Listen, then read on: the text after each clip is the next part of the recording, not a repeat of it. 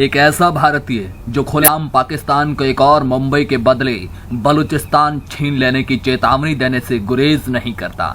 एक ऐसा जासूस जो पाकिस्तान के लाहौर में 7 साल तक मुसलमान बनकर अपने देश की रक्षा के लिए प्रतिबद्ध रहा हो। वे भारत के एक ऐसे एकमात्र नागरिक जिन्हें शांति काल में दिए जाने वाले दूसरे सबसे बड़े पुरस्कार कीर्ति चक्र से सम्मानित किया गया। जी, हम बात कर रहे हैं मोदी सरकार में सबसे ताकतवर और राष्ट्रीय सुरक्षा सलाहकार अजीत डोभाल की। डोभाल कई ऐसे खतरनाक कारनामों को अंजाम दे चुके हैं जिन्हें सुनकर जेम्स बॉन्ड के किस्से भी फीके लगते हैं। वर्तमान में राष्ट्रीय सुरक्षा सलाहकार के पद पर आसीन अजीत कुमार डोभाल बड़े से बड़े मंत्री भी उनसे सहमे रहते हैं। डोभाल केंद्र सरकार में सबसे ताकतवर माने जाते हैं क्योंकि उनके कंधों पर देश की सुरक्षा का भार है और वो मोदी के सबसे भरोसेमंद सिपाही हैं। इसका अनुमान इससे लगा सकते हैं कि देश के कई बड़े फैसलों में उनका खास रोल रहता है।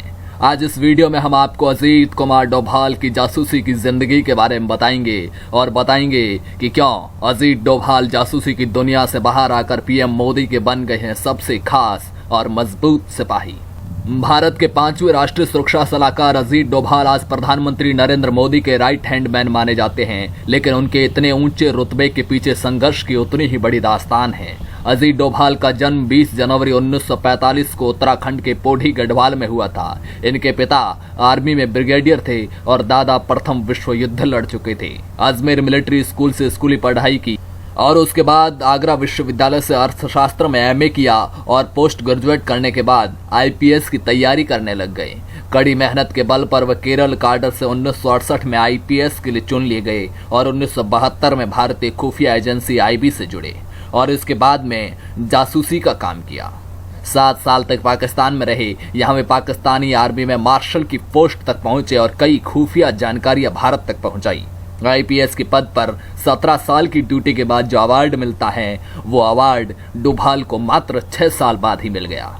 1987 में जब पंजाब के अमृतसर साहिब पर आतंकियों ने कब्जा किया तो डोभाल वहां पर पाकिस्तानी एजेंट बनकर मंदिर के अंदर गए। 3 दिन तक आतंकवादियों के साथ रहे। आतंकवादियों की सारी इंफॉर्मेशन लेकर बाहर आई, जिससे आर्मी ने ऑपरेशन ब्लैक थंडर को सफलतापूर्वक अंजाम दिया और इससे पहले ऑपरेशन ब्लू स्टार में भी अजीत डोभाल का खास रोल रहा था। 1988 में अजीत डोभाल को कीर्ति चक्र से सम्मानित किया गया। डोभाल एकमात्र ऐसे नॉन आर्मी पर्सन थे जिन्हें ये कीर्ति चक्र अवार्ड मिला था। 1993 में खालिस्तान लिबरेशन फ्रंट ने रोमानियाई राजनयिक लिवियू राडू को बंधक बनाया तो उसे भी अजीत डोभाल ने ही छुड़वाया था।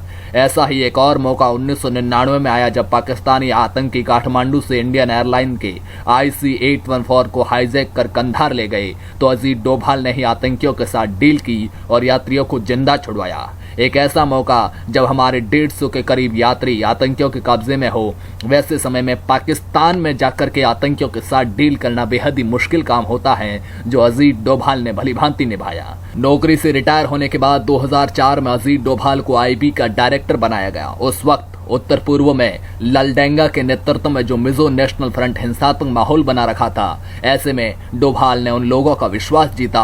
उस संगठन के अंदर 2 फाड़ करवाया, संगठन के कई लीडर को आत्मसमर्पण करने के लिए मजबूर किया और इस तरह से संगठन की कमर तोड़ दी। इंटेलिजेंस ब्यूरो में काम करते हुए डोभाल ने पाकिस्तान के बलूचिस्तान में खुफिया एजेंसी रॉ को फिर से सक्रिय किया और बलूचिस्तान को अंतर्राष्ट्रीय मुद्दा बनाने में कामयाबी हासिल की।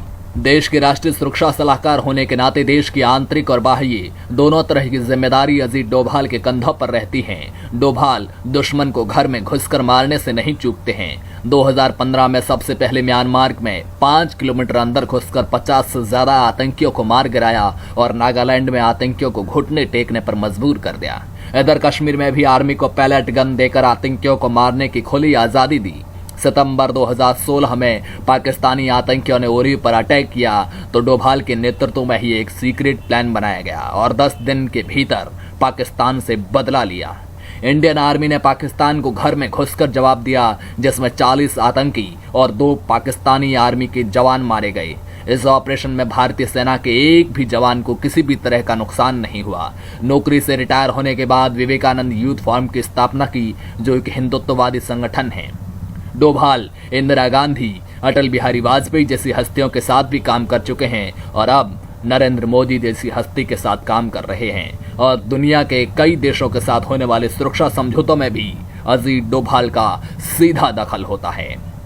अजीत डोभाल के कंधों पर प्रधानमंत्री नरेंद्र मोदी की सुरक्षा की जिम्मेदारी भी होती है। यही वजह है कि विदेश दौरों के दौरान कई बार पीएम मोदी की सुरक्षा का जो प्लान होता है उसे अंत समय में अजीत डोभाल अपने मुताबिक चेंज करवाते हैं।